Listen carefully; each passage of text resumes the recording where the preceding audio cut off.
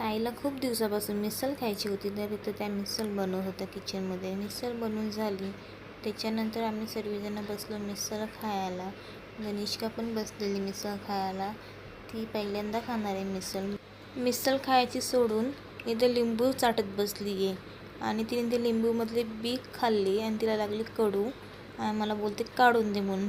तिला काय एवढा लिंबू आवडतो माहीत नाही, हिला आंबट लागतं की नाही. ती चाटून चाटून खाते. तोंड तर बघा कशी करते ती.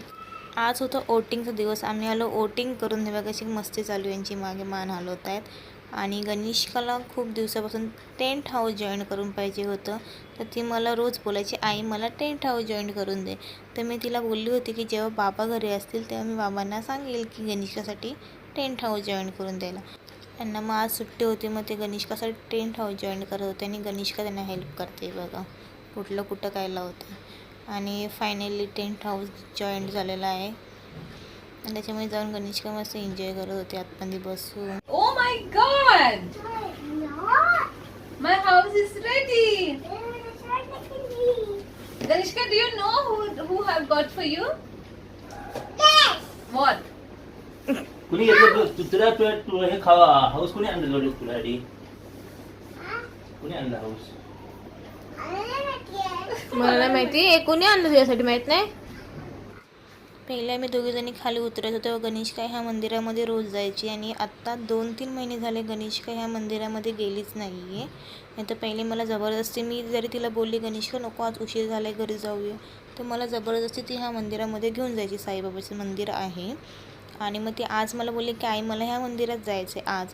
तर मी तिला घेऊन गेली. तिथं जाऊन ती पाय वगैरे पडली साईबाबांच्या आणि मग मला बोलते माझे फोटो क्लिक कर. म्हणजे फोटो काढत होते मी कशी उभी राहिली आहे. तिचे फोटो वगैरे काढून झाले.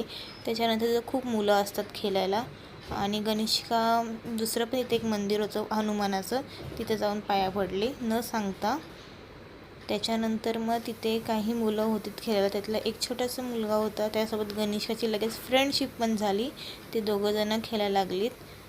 गनिष्काला टाईम लागत नाही आहे मिसळायला, लगेच मिसळून जाते. एक पिशवी मला पाहिजे होती गोणीची मोठी अशी, तर हे बोलले मी घरीच बनवतो. मी ठीक आहे घरी बनवा तुम्ही. तर हे इथं बसलेले पिशवी बनवायला. आज त्यांना सुट्टी पण होती आणि काही काम पण नव्हतं, जेवण वगैरे पण झालं होतं आमचं आणि मग खूप टाईम होता. तर हे बसले पिशवी बनवायला आणि ह्यांना वाजलेले रात्रीचे 12.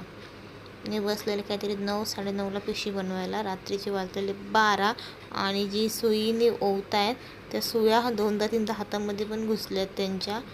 शेवटी बनवली तुझ्यासाठी पिशवी. मग आईसाठी पिशवी बनवली बाबाने.